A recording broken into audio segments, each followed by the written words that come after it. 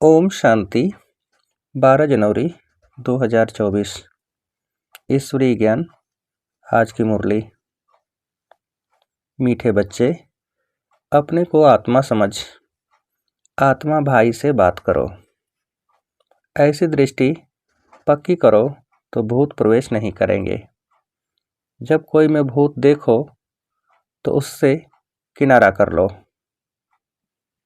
प्रश्न: बाप का बनने के बाद भी आस्तिक और नास्तिक बच्चे हैं, वह कैसे? उत्तर: आस्तिक वह हैं जो ईश्वरीय कायदों का पालन करते, देही अभिमानी रहने का पुरुषार्थ करते, और नास्तिक वह हैं जो ईश्वरीय कायदों के खिलाफ भूतों के बस हो आपस में लड़ते झगड़ते हैं। आस्तिक बच्चे देह सहित देह के सब संबंधों से बुद्धि योग तोड़ अपने को भाई भाई समझते हैं। नास्तिक देह अभिमान में रहते हैं। ओम शांति। पहले पहले बाप बच्चों को समझाते हैं कि हे बच्चे, बुद्धि में सदा यह याद रखो कि शिव बाबा हमारा सुप्रीम बाप भी है, सुप्रीम शिक्षक भी है, सुप्रीम सतगुरु भी है। यह पहले पहले बुद्धि में जरूर आना चाहिए। हर एक अपने को जान सकते हैं कि हमारी बुद्धि में आया व नहीं। अगर बुद्धि में याद आता तो आस्तिक है, नहीं आता है तो नास्तिक हैं। स्टूडेंट की बुद्धि में फट से आना चाहिए कि टीचर आया है। घर में रहते हैं तो वह भूल जाता है। उस रुहाब से बहुत कोई मुश्किल समझते हैं कि हमारा सुप्रीम बाबा आया हुआ है। वह टीचर भी है और वापस ले जाने वाला सतगुरु भी है। याद आने से खुशी का पारा चढ़ेगा, नहीं तो अपने ही दुख दर्द, दुनिया की छीछी बातों में, भिन्न भिन्न ख्यालात में बैठे रहते हैं। दूसरी बात, बहुत करके बच्चों से पूछते हैं कि विनाश में बाकी कितना समय है। बोलो, यह पूछने की बात नहीं है। पहले तो यह हमको किसने समझाया है, उनको जानो। पहले बाप का परिचय दो। आदत पड़ी हुई होगी तो समझाएंगे, नहीं तो भूल जाएंगे। बाप कितना कहते हैं, अपने को आत्मा समझो, दूसरे को आत्मा की दृष्टि से देखो, परंतु वह दृष्टि नहीं ठहरती। रुपए से एक आना भी मुश्किल बैठता, जैसे बुद्धि में ठहरता ही नहीं है। यह कोई बाप श्राप नहीं देते, यह तो बाप समझाते हैं कि ज्ञान बहुत ऊंचा है। राजाई स्थापन होती है, रंक से लेकर राव बनते हैं। राव थोड़े बनते हैं, बाकी रंक नंबरवार होते हैं। लास्ट नंबर वाले की बुद्धि में कभी कोई बात बैठ न सके। तो पहले जब किसको भी समझाते हो तो शिव बाबा का जो 32 गुणों वाला चित्र बनाया है उस पर समझाना चाहिए। उसमें भी लिखा हुआ है सुप्रीम फादर, सुप्रीम टीचर, सतगुरु है। पहले जब यह निश्चय होगा कि समझाने वाला सुप्रीम फादर है तो फिर संशय नहीं लाएंगे। बाप बिगैर यह स्थापना कोई कर न सके। तुम जब समझाते हो कि यह स्थापना हो रही है तो उन्हों की बुद्धि में यह जरूर आना चाहिए कि इन्हों को समझाने वाला कोई है। कोई मनुष्य मात्र तो ऐसे कह न सके कि यह राज्य स्थापन हो रहा है। तो पहले पहले बाप का निश्चय पक्का कराना है। हमको परमात्मा बाप पढ़ाते हैं। यह कोई मनुष्य मत नहीं है, यह ईश्वरीय मत है। नई दुनिया तो जरूर बाप द्वारा ही स्थापन होगी। पुरानी दुनिया का विनाश यह भी बाप का ही काम है। यह निश्चय जब तक नहीं होगा तो पूछते ही रहेंगे कि कैसे होता है। इसलिए पहले पहले तो श्रीमत की बात बुद्धि में बिठानी पड़े, तब आगे समझ सकें।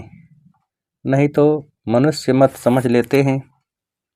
हर एक मनुष्य की मत अलग है। मनुष्यों की मत एक हो न सके। इस समय तुमको मत देने वाला एक ही है। उनकी श्रीमत पर कायदे सिर चलना वह भी बड़ा मुश्किल है। बाप कहते हैं, देही अभिमानी बनो।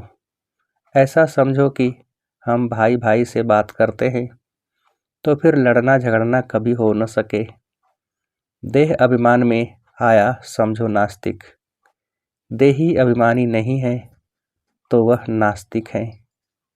देही अभिमानी बने तो समझो आस्तिक है। देह अभिमान बहुत नुकसानकारक है।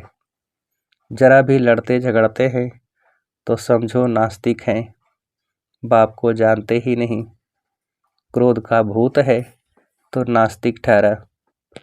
बाप के बच्चों में भूत कहाँ से आया? वह आस्तिक नहीं ठहरा।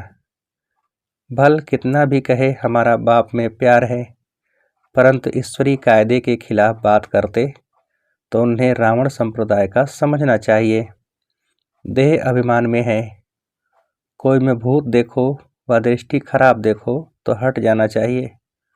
भूत के आगे खड़ा रहने से भूत की प्रवेशता हो जाएगी। भूत भूत में लड़ पड़ते हैं। भूत आए तो पूरा नास्तिक है। देवताएं तो सर्वगुण संपन्न होते हैं।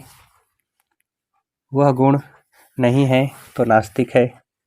नास्तिक वर्षा थोड़े ही लेंगे। जरा भी खामी नहीं होनी चाहिए, नहीं तो बहुत सजा खाकर प्रजा में जाना पड़ेगा। भूत से दूर रहना चाहिए। भूत का सामना किया तो भूत आ जाएगा। भूत से कभी सामना नहीं किया जाता है। उनसे जास्ती बात भी नहीं करनी चाहिए। बाप कहते हैं, यह है भूतों की दुनिया। भूत जब तक निकले नहीं तो सजाएं भी खानी पड़ेगी। पद भी पा नहीं सकेंगे। लड़ाई तो एक ही है। कोई राव बन जाते हैं, कोई रंक बन जाते हैं। राव की दुनिया थी, अभी रंकों की दुनिया है। सब में भूत हैं। भूत निकालने का पूरा पुरुषार्थ करना चाहिए। बाबा मुरली में बहुत समझाते हैं। किस्म किस्म के स्वभाव होते हैं, बात मत पूछो।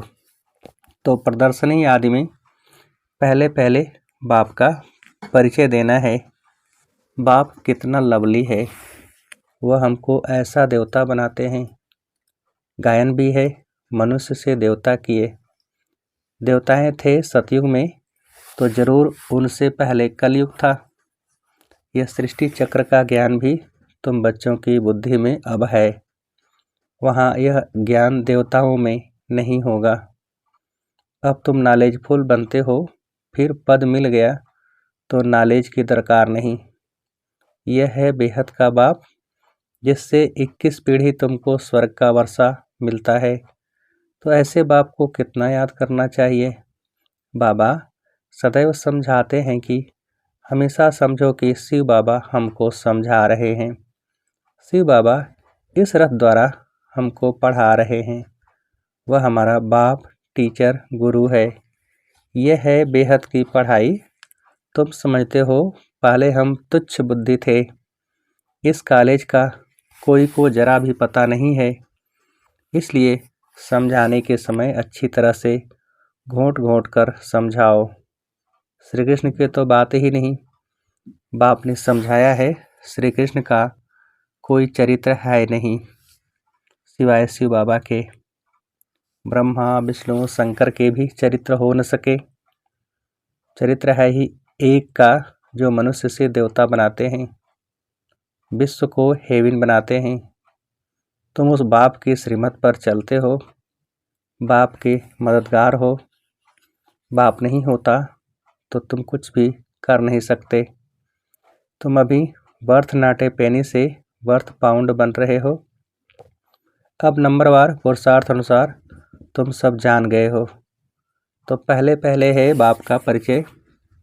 सतयुग में देवताओं की बेहद की बादशाही है। उनके राज्य में और कोई था नहीं। अभी तो कलयुग है। कितने ढेर धर्म हैं। यह एक ही आदि सनातन देवी देवता धर्म कब स्थापन हुआ, यह कोई की बुद्धि में नहीं है। तुम बच्चों की भी बुद्धि में नंबरवार पुरुषार्थ अनुसार है। तो पहले बाप की महिमा पर अच्छी तरह से समझाना चाहिए। हम जानते हैं जरूर बाप से हमको पहचान मिली है। बाप कहते हैं सर्व का सद्गति दाता भी मैं हूँ। कल्प कल्प मैं तुम बच्चों को राय देता हूँ कि अपने को आत्मा समझो और मुझे याद करो, तो आत्मा पतित से पावन बन जाएगी। आत्म अभिमानी भव। दूसरे को भी आत्मा समझने से तुम्हारी क्रिमिनल आई नहीं होगी। आत्मा ही शरीर द्वारा कर्म करती है। हम आत्मा हैं, यह आत्मा है, यह पक्का करना है। तुम जानते हो पहले पहले हम 100% पावन थे, फिर पतित बने। आत्मा ही बुलाती है कि बाबा आओ। आत्मा का अभिमान पक्का रहना चाहिए और संबंध सब भूल जाने चाहिए। हम आत्मा स्वीट होम में रहने वाली हैं, यहाँ पाठ बजाने आए हैं।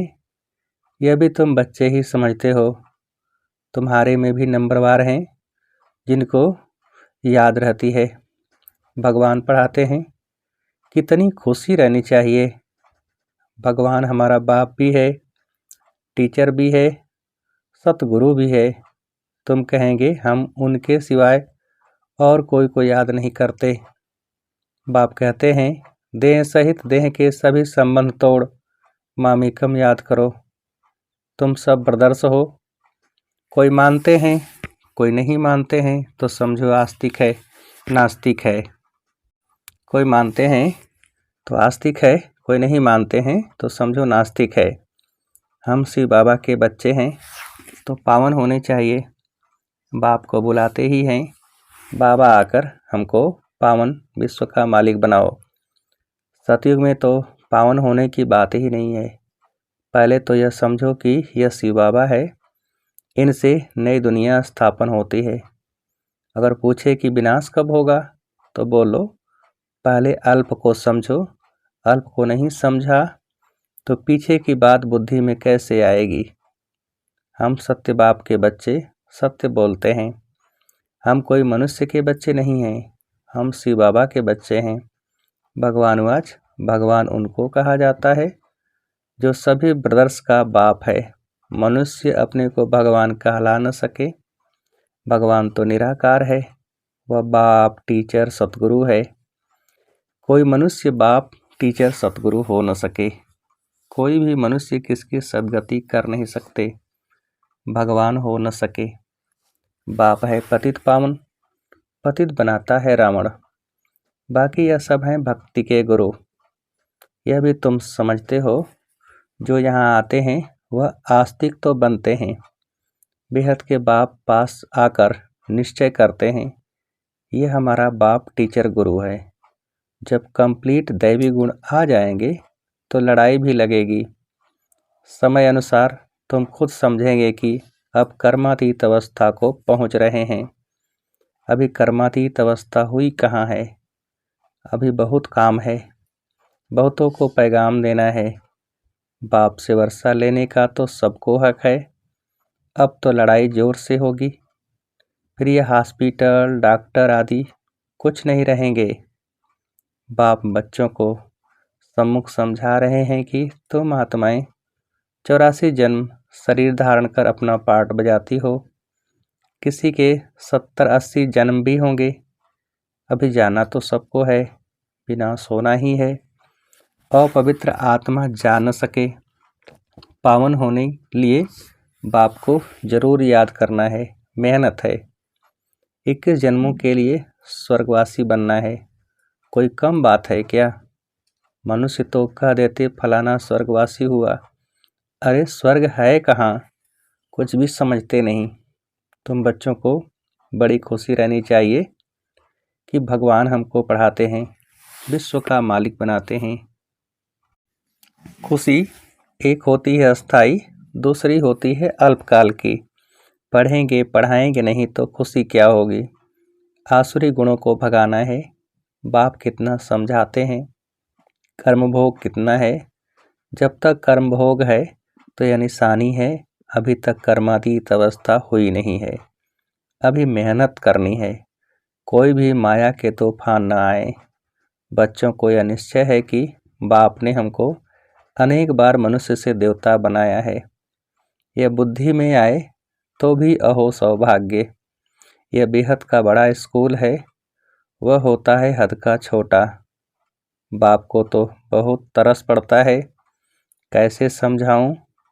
कोई से तो अब तक भी भूत निकले नहीं हैं। दिल पर चढ़ने बदले गिर पड़ते हैं। कई बच्चियां तो तैयार हो रही हैं अनेकों का कल्याण करने के लिए। अच्छा, मीठे मीठे सिकेल्दे बच्चों प्रति माता पिता बाप दादा का याद प्यार और गुड मॉर्निंग। रूहानी बाप की रूहानी बच्चों को नमस्ते। हम रूहानी बच्चों की रूहानी बाप को नमस्ते। धारणा के लिए मुख्य सार।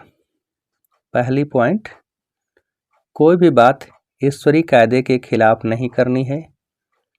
किसी में भी अगर भूत की प्रवेशता है या दृष्टि खराब है तो उसके सामने से हट जाना है, उनसे जास्ती बात नहीं करनी है। दूसरी पॉइंट, अस्थायी खुशी में रहने के लिए पढ़ाई पर पूरा ध्यान देना है। आसुरी गुणों को निकाल दैवी गुण धारण कर आस्तिक बनना है। वरदान, निश्चय और नशे के आधार से हर परिस्थिति पर विजय प्राप्त करने वाले सिद्धि स्वरूप भव। विस्तार, योग द्वारा अब ऐसी सिद्धि प्राप्त करो जो अप्राप्ति भी प्राप्ति का अनुभव कराए। निश्चय और नशा हर परिस्थिति में विजयी बना देता है। आगे चलकर ऐसे पेपर भी आएंगे जो सूखी रोटी भी खानी पड़ेगी, लेकिन निश्चय, नशा और योग के सिद्धि की शक्ति सूखी रोटी को भी नरम बना देगी, परेशान नहीं करेगी। आप सिद्धि स्वरूप की शान में रहो तो कोई भी परेशान नहीं कर सकता। कोई भी साधन है तो आराम से यूज करो, लेकिन समय पर धोखा न दें, यह चेक करो। स्लोगन, निमित्त बन यथार्थ पार्ट बजाओ तो सर्व के सहयोग की मदद मिलती रहेगी। निमित्त बन यथार्थ पार्ट बजाओ तो सर्व के सहयोग की मदद मिलती रहेगी। अच्छा, ओम शांति।